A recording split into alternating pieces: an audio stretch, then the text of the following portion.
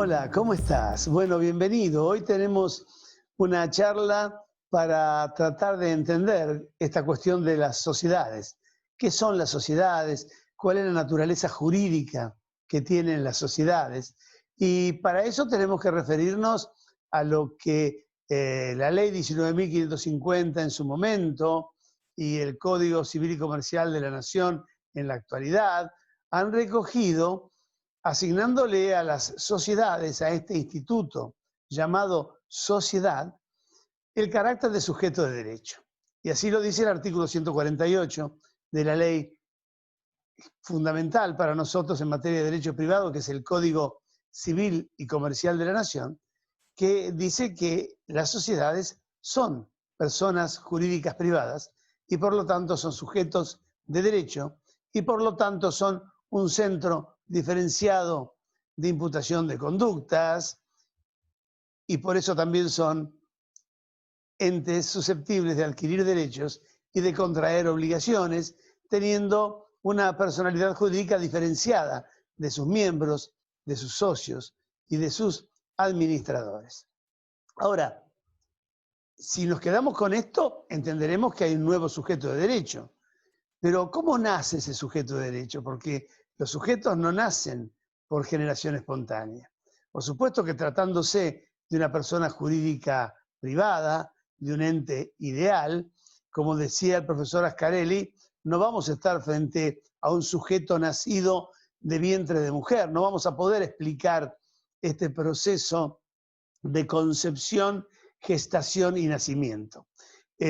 Pero lo que sí hay, evidentemente, es un acto, a partir del cual este sujeto ingresa al mundo del derecho, y ese es el acto constitutivo que la ley hoy resume en un concepto al que denomina, para evitar controversias sobre orígenes y alcances, lo denomina instrumento constitutivo. Pero entenderás conmigo que el instrumento no es algo tampoco que surge por generación espontánea, sino que alguien lo tiene que elaborar, alguien lo tiene que generar, alguien lo tiene que instrumentar, y por eso se denomina instrumento. Entonces podríamos decir que la sociedad nace en un acto constitutivo que se expresa a través de un instrumento, salvo en aquellos casos donde el acuerdo de voluntad no tiene representación instrumental, como es el caso de las sociedades de hecho, que están comprendidas dentro de un régimen más amplio de la sección 4 del capítulo primero de la ley 19.550. Pero entonces, este instrumento, este acto constitutivo, este momento de nacimiento, hace surgir, hace nacer, hace aparecer un haz de relaciones jurídicas muy complejo, porque al nacer este sujeto, hay un haz de relaciones jurídicas que va a ser el haz que va a relacionar al sujeto con el exterior, es decir, con los otros sujetos y también con los bienes y con los derechos que estén en el entorno de su influencia, pero va a haber otro haz interno del funcionamiento y organización del propio sujeto, ya sea este unipersonal o pluripersonal.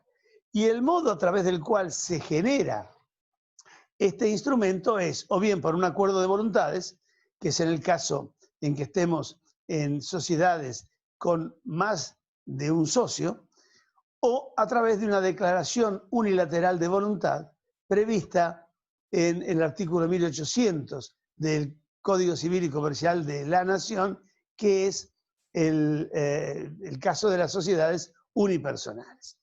Porque ahora, en nuestro derecho, están permitidas, admitidas y reconocidas con una recepción legislativa las sociedades unipersonales, las cuales pueden adquirir diversas características. Vamos a tener sociedades anónimas unipersonales, que son las sociedades que están comprendidas en el artículo 1 de la ley 19.550, y vamos a también tener sociedades unipersonales, en el caso de sociedades por acciones simplificadas, por la ley 27.349. Después habrá otras sociedades unipersonales que serán unipersonales por derivación. Pero como estamos hablando del concepto de naturaleza jurídica, hoy nos vamos a centrar en el nacimiento, que es este acto de nacimiento de la sociedad. Y bueno, ya dijimos, o bien es un acuerdo de voluntades, o bien es una declaración unilateral de voluntad, que lo que va a hacer es plasmar un conjunto de derechos y obligaciones para las partes, y además va a dar nacimiento a un nuevo sujeto de derecho, que va a tener como atributo la personalidad jurídica y va a ser titular de nuevos derechos y obligaciones diferentes de aquellos que vinculan a los sujetos que los crearon entre sí o al sujeto del cual emanó la declaración unilateral de voluntad y de las relaciones jurídicas que ellos individualmente pudieran tener.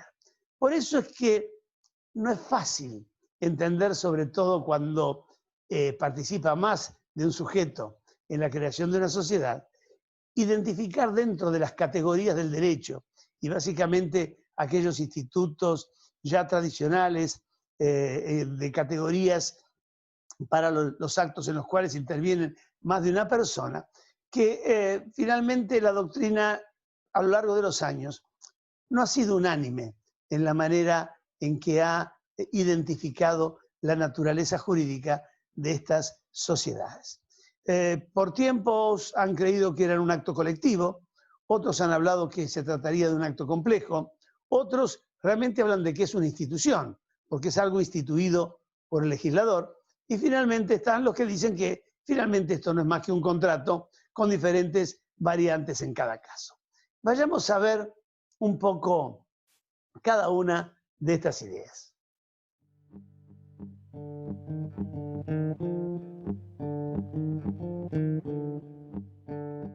El que con mayor énfasis ha defendido siempre la teoría de que la sociedad comercial es un acto colectivo, ¿no es cierto?, es un famoso tratadista italiano denominado Messineo, ya clásico, que decía, mire, la constitución de una sociedad no es nada más y nada menos que celebrar un acto jurídico con la participación de aquellos sujetos que quieren ser socios. Y basta con que la expresión que ellos hagan de su consentimiento sea mayoritario para que esta sociedad pueda nacer. Y este acto es un acto colectivo que se conforma mediante la expresión de una cantidad de voluntades de cada uno de los participantes que en forma paralela y diferente a lo que ocurre en los contratos clásicos, que estamos frente a declaraciones que se cruzan, aquí lo que hay es una expresión de voluntad paralela que se convierte en una voluntad colectiva, la voluntad de todos ellos. Y cada uno de los convocados va a generar esta voluntad, va a prestar su consentimiento para el acto jurídico de constitución de la sociedad y sumando todas esas voluntades, generando un acto colectivo. Es una voluntad colectiva de todos los participantes. Otra parte de la doctrina tiene otra idea. Dice que de lo que se trata aquí no es de un acto colectivo, sino de un acto complejo, que es diferente a ser un acto colectivo. Porque si bien es verdad de que hay una suma de voluntades, también hay que entender que en el acto complejo hay una fusión única de voluntad. Los que dan su consentimiento pierden o difuminan la individualidad para plasmarse y fundirse en una voluntad única. Claro, ustedes me preguntarán, bueno, Víctor, pero usted dijo recién que era un acto colectivo y era lo mismo que el acto complejo. No, no es lo mismo. Porque en el acto colectivo se suman las voluntades, se genera una voluntad única, pero cada uno de los partícipes mantiene una declaración de voluntad individual. En el caso del acto complejo, lo que hay es una fusión. Acá se desdibuja la diferenciación y la discernibilidad en el interior del acto. El discernimiento y la voluntad quedan desdibujadas para generar este acto complejo. Y en el caso del acto colectivo, hay suma de individualidades y suma de voluntades que mantienen su propia individualidad. Para poner un ejemplo, ¿qué es lo que dice la doctrina? Bueno, mire, en el acto complejo, lo que hay es un negocio unilateral que tiene sustrato pluripersonal. Dicho de otro modo, hay un conjunto de declaraciones de voluntad formuladas por varias personas que conforman una sola parte y que obran todas en una misma dirección para proteger un mismo interés. En el acto colectivo es diferente. Hay una sola deliberación adoptada por una pluralidad de personas en una unidad de tiempo y de lugar luego de exámenes y de discusiones. ¿Vale la pena seguir discutiendo esto? No me parece. ¿Saben por qué? Porque esta es una teoría que ha quedado superada. La modernidad arrasó con la teoría del acto complejo y del acto colectivo, porque el derecho comercial es sumamente práctico y finalmente trata de ser un derecho muy aterrizado a la realidad. Y por eso es que con posterioridad salió una idea diferente, que era una idea que aventaba muchas discusiones, que es la de considerar a la sociedad como una institución. Y de esto vamos a hablar ahora.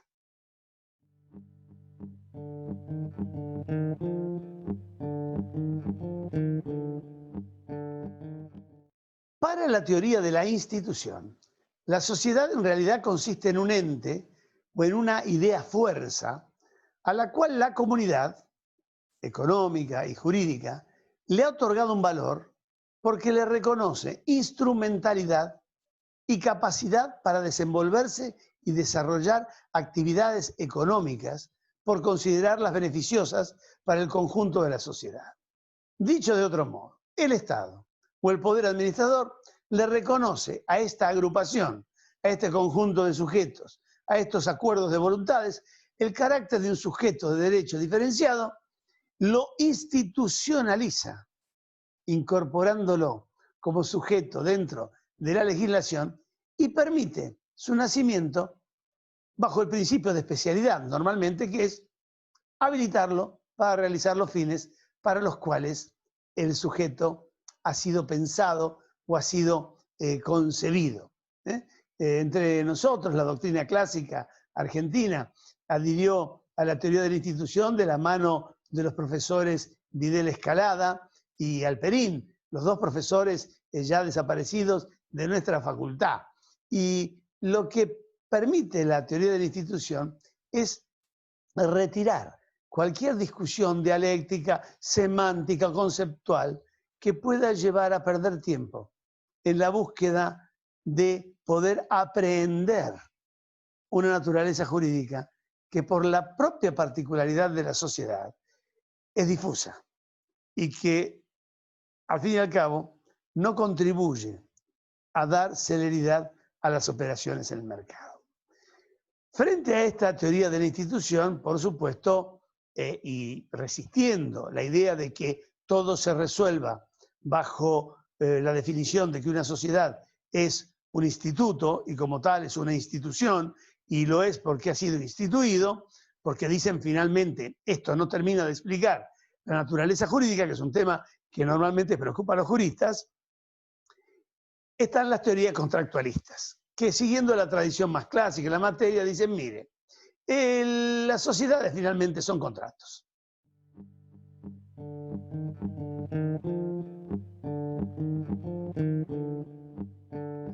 El Código Civil derogado y el antiguo Código de Comercio así las entendía. Y también la Ley de Sociedades lo entendió así en su primera versión, cuando fue concebida en el año 1972, porque no admitía las sociedades unipersonales, de modo que siempre la sociedad tenía que estar conformada por dos o más socios, para lo cual se exigía un acuerdo de voluntades. Claro está que dentro de la teoría contractualista, como ustedes van a ver después cuando consulten la bibliografía con la que trabajamos en la cátedra, habrá quienes tratan a estas sociedades como un contrato clásico, hay quienes han tratado a estas sociedades como un contrato plurilateral y hay quienes han encuadrado a estas sociedades dentro de los contratos de organización. Lo cierto es que entender a las sociedades como un contrato clásico en el cual los socios se reúnen para intercambiar prestaciones es algo que no funciona, porque en realidad el interés de los socios del proyecto es un conjunto de prestaciones yuxtapuestas, que están tendientes al cumplimiento de un fin particular. Y dentro de esto también hay otra cuestión. No solamente ya no hay una bilateralidad de enfrentamiento de intereses, sino que también hay no solamente una pluralidad de sujetos, cuando hay más de un socio, sino que hay una plurilateralidad, que es algo diferente. Esta categoría de los contratos plurilaterales, como seguramente lo vieron ustedes cuando cursaron contratos civiles y comerciales, bueno, es una teoría nacida de los autores alemanes y que llegó a nuestro país de la mano de un famoso jurista italiano que también estuvo enseñando en España, en Portugal y en Brasil, que se llamaba Tullio Ascarelli, y que algo de esto podemos encontrar en el Código Italiano de 1942, ¿no es cierto? Y donde se está pensando en que hay una manera en que los contratantes, al celebrar el contrato, puedan generar más de dos centros de intereses diferenciados sin que exista una reciprocidad o una interdependencia entre todas las prestaciones nacidas del contrato. Dicho de otro modo, el contrato va a tener una finalidad común, van a tener una organización administrativa, patrimonial, que va a tener alguna complejidad en cuanto a su propia organización y a su duración, va a tener quizás la apertura hacia terceros, pero no van a ser contratos de cambio. Y aparte va a tener la particularidad de que los contratantes podrán ser reemplazados, podrán salir, podrán entrar y las cuestiones que pudieran afectar a la relación de uno o más de los contratantes no hace caer el contrato, sino que el contrato subsiste. Por eso la plurilateralidad, que me parece difícil decirlo, permite hacer eso. Permite que en estos contratos asociativos y plurilaterales, si el vínculo de uno de los socios se ve afectado, el contrato, mientras se mantengan las circunstancias que le permiten tener su vida y su desenvolvimiento, bueno, no caerá junto con lo que puede afectar al socio en particular. Ahora bien, digamos, hoy hay un replanteo de todo esto. Hasta aquí lo clásico, hasta aquí lo que hemos estudiado siempre en la doctrina. Pero yo quiero invitarlos a que tengamos una nueva mirada sobre el régimen societario. ¿Me acompañan?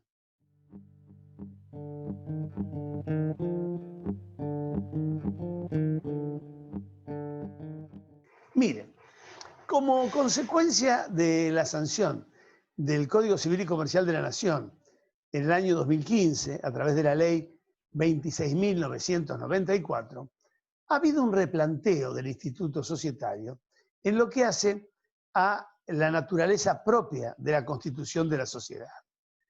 Primero, se ha reconocido que las sociedades son estructuras a través de las cuales se pueden organizar derechos patrimoniales. Antes esto no se admitía. Segundo, la utilización de la herramienta societaria también se ha entendido hoy como un mecanismo de limitación de la responsabilidad del empresario individual. En tercer lugar, hay una fenomenología que presenta la descentralización administrativa en las empresas. Y hoy ya no hay una sociedad, sino que las sociedades y las empresas desmembran y descentralizan sus actividades a través de institutos como la filial, como la sociedad subsidiaria, totalmente controlada o no. Y también la aparición de las sociedades unipersonales, reconocidas y admitidas por la legislación actual como algo válido y no como algo fraudulento, oculto o simulado, como se consideraba antiguamente, ha dado esta nueva impronta al régimen societario, que también ha sido reconocido por el propio Estado, que utiliza muchas veces la figura societaria para desarrollar actividades en el ámbito comercial o intervenir en el mercado, escapando a las leyes de contabilidad y a la rigidez de los controles que se establecen para los poderes públicos. Entonces, la naturaleza jurídica de las sociedades, todas ellas, hoy podemos decir que es la de ser sujetos de derecho, conforme a la norma básica, que es el artículo 148, inciso A del Código Civil y Comercial de la Nación, y el artículo 2 de la Ley 19.550.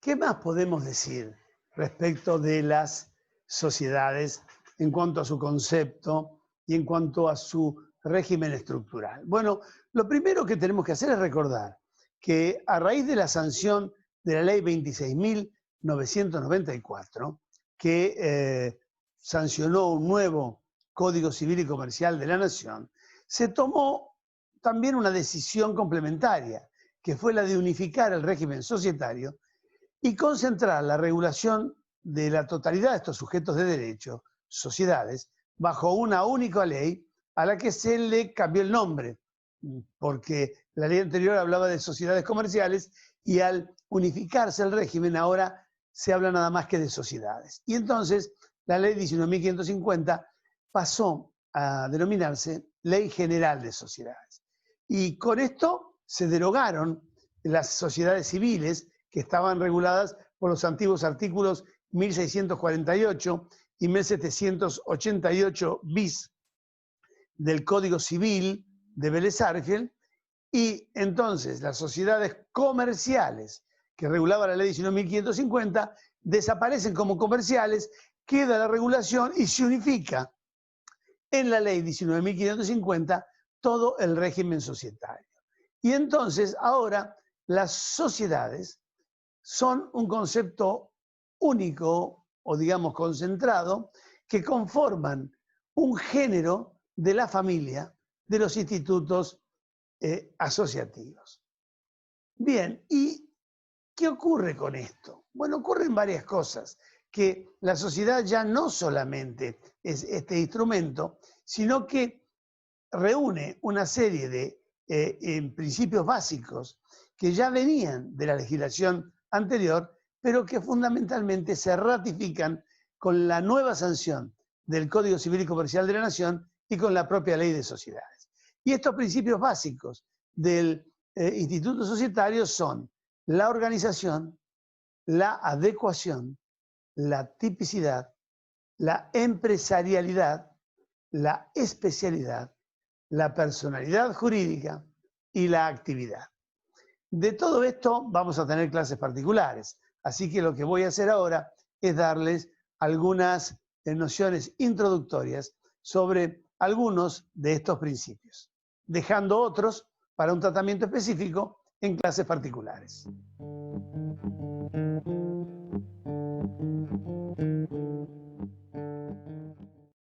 El primer principio es el de la organización. ¿Qué es una organización?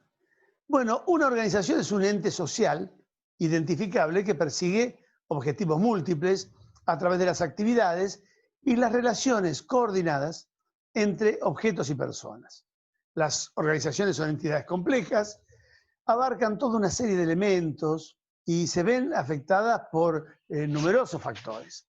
Una organización, en suma, es una colectividad con límites relativamente identificables, con un orden normativo, con una escala de autoridad, con sistemas de alistamiento. Esta colectividad existe sobre una base relativamente continua, se desenvuelve en un medio y se ocupa de actividades que por lo general se relacionan con una meta o con un conjunto de fines. En las organizaciones hay modelos estables de relaciones. No son entes que se constituyen como una organización, como algo efímero, sino que tienen algún grado de estabilidad. Todas las organizaciones tienen objetivos, todas las organizaciones tienen personas y todas las organizaciones tienen un sistema formal implícito para asegurar esa coordinación y esa estabilidad. La ley 19.550, con las reformas introducidas por la ley 26.994, abre un régimen de amplísima libertad para las personas humanas y jurídicas para que éstas puedan organizarse, pero le coloca dentro del régimen societario algunos límites, es decir, tienen que organizarse conforme a uno de los tipos previstos en la ley o no.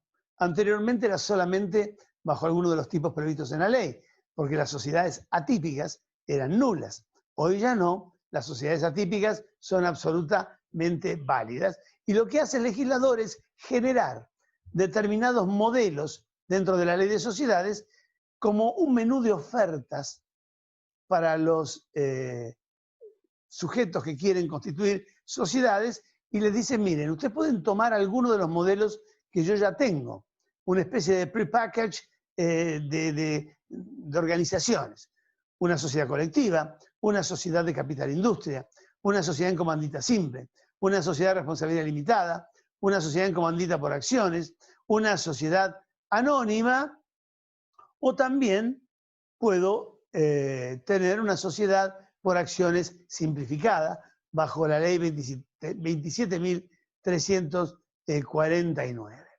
Pero bueno, este es su menú y lo que también le dice la ley es, y si esta oferta para usted no es suficiente, recurra a la sección 4 del capítulo primero, donde usted va a tener un amplio régimen de libertad con algún sistema residual aplicable, pero un amplio régimen de libertad para organizarse de la forma que quiera y asumir la estructura que usted quiera. Así que la ley en esto es tremendamente amplia. El segundo principio societario, que es muy importante, es el de la adecuación, que es un enorme avance en materia de libertad, que ya había traído la ley 19.550 con algunas discusiones al inicio de su vigencia, porque había un sector de la doctrina que no estaba tan de acuerdo con este principio de la adecuación. ¿Y en qué consiste la adecuación? Bueno, la adecuación es un sistema que se puede definir justamente por el contrario, respecto del otro sistema que es el de la autorización.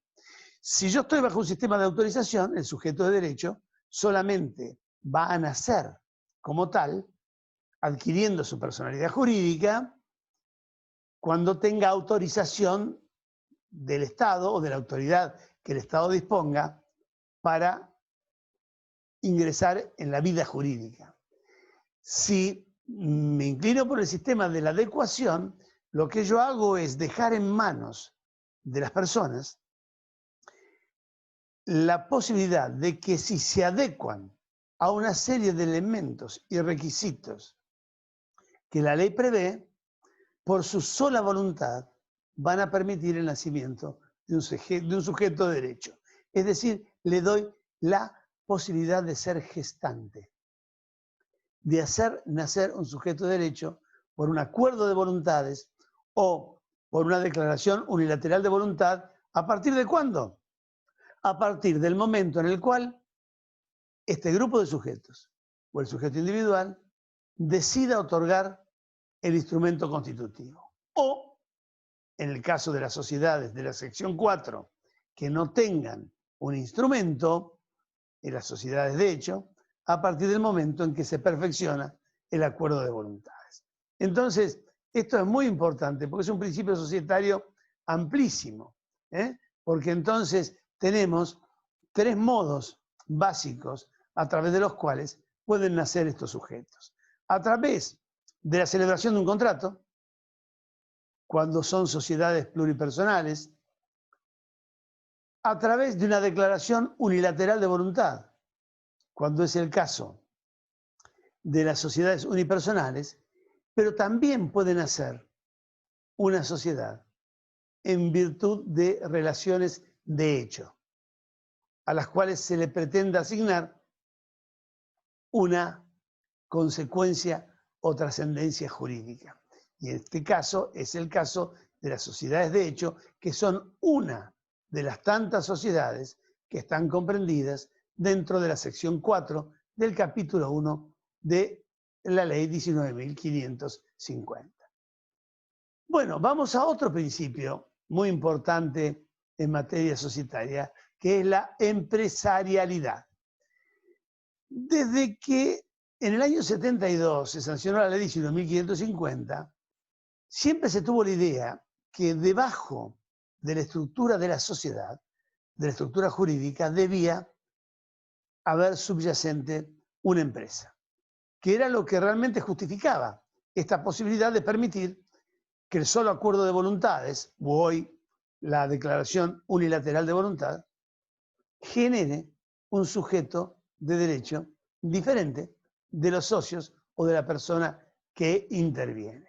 Por considerar que esto era una cosa positiva, porque se ha admitido que la empresa privada ha sido el elemento de desarrollo económico y cambio social más grande que ha habido en la historia desde la revolución industrial en nuestros días.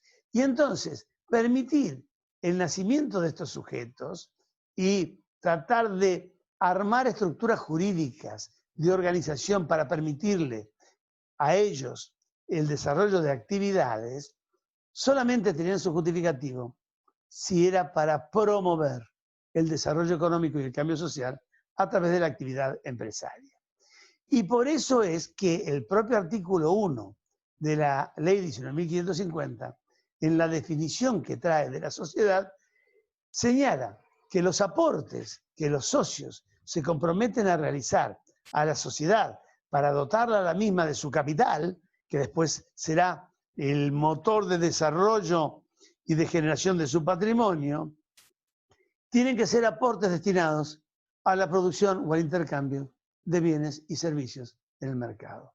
No para cualquier fin, no por un capricho, no solamente para buscar una utilidad, no solamente para compartir bienes en común, como sería un contrato asociativo de los que están regulados en los artículos 1442 y siguientes del Código Civil y Comercial de la Nación, sino que tienen que tener otro sentido. Me parece que para tener una idea de dónde estamos y hacia dónde vamos, como una suerte de introducción, el tiempo es el adecuado para que dejemos de analizar o ahondar, porque todo eso lo van a poder hacer ustedes con el análisis de la bibliografía y del material que utilizamos en la cátedra. Pero hay una cuestión particular que me gustaría conversar con ustedes porque tiene una significatividad, que es la excepción que el artículo 3 de la ley 19.550 trae en materia de empresarialidad. Es decir, sin haber dado ninguna explicación en su momento satisfactoria los redactores de la ley y tampoco los reformadores de la ley 26.994, la ley de sociedades contiene una cuestión extraña, que es que en su artículo 3 establece que se admiten las asociaciones civiles constituidas bajo forma de sociedad y que si bien a estos sujetos se les van a aplicar las normas de la ley 19.550, serán consideradas también asociaciones civiles. El profesor Alperín, que fue uno de los redactores de la ley 19.550, justificó en su momento la norma, dijo, bueno, no debe entenderse el concepto de beneficio o de utilidad solamente por el lucro, y hay que entender que hay otras instituciones, otros sujetos, como las asociaciones civiles, que pueden también buscar alguna utilidad, aunque no sean comerciales. Bueno, muy bien la explicación, pero esto en realidad no arregla el problema. ¿Por qué las asociaciones civiles, que son sujetos de derecho tan sujetos como las sociedades comerciales, o que de antes, o como las sociedades en general de ahora, pero que tienen otra realidad y que aparte tienen un régimen particular que está legislado hoy en el propio Código Civil y Comercial de la Nación, van a poder constituirse bajo una estructura de otros sujetos que no son ellos? ¿Por qué vamos a tener una asociación civil constituida como sociedad, que será una asociación civil, pero a la cual se le aplicarán las normas de la ley de sociedades, sin que por ello deje de ser una asociación civil cuando hay normas para las asociaciones civiles dentro del código? Bueno, esto no tiene explicación y hasta el día de hoy nadie ha podido darle una satisfacción. Lo cierto es que hoy no tiene ningún sentido mantener dentro del régimen de la ley 19.550 el artículo 3 cuando hay normas específicas del Código Civil y Comercial de la Nación que se ocupan de las asociaciones civiles. Pero bueno, como verán, estas no son más que otras particularidades de las tantas que tiene nuestro derecho societario. Bueno, espero que con esta charla hayamos tenido una pequeña introducción para tratar de entender de qué se trata este Instituto de las Sociedades. Y por supuesto que toda la información complementaria la van a encontrar ustedes en el Manual de Derecho Comercial y en el Manual de Sociedades que nosotros utilizamos en la cátedra, editado por Editorial Estudio, que es la bibliografía básica con la cual nosotros nos manejamos para seguir el programa. Más allá de toda la literatura complementaria, de la jurisprudencia y del resto del material que los profesores de la cátedra estamos poniendo a disposición de los estudiantes todo el tiempo. Bueno, nos volvemos a reunir prontamente para tratar otros temas del derecho societario en este manejo virtual de conexidad y de contacto entre profesores y estudiantes. Hasta pronto.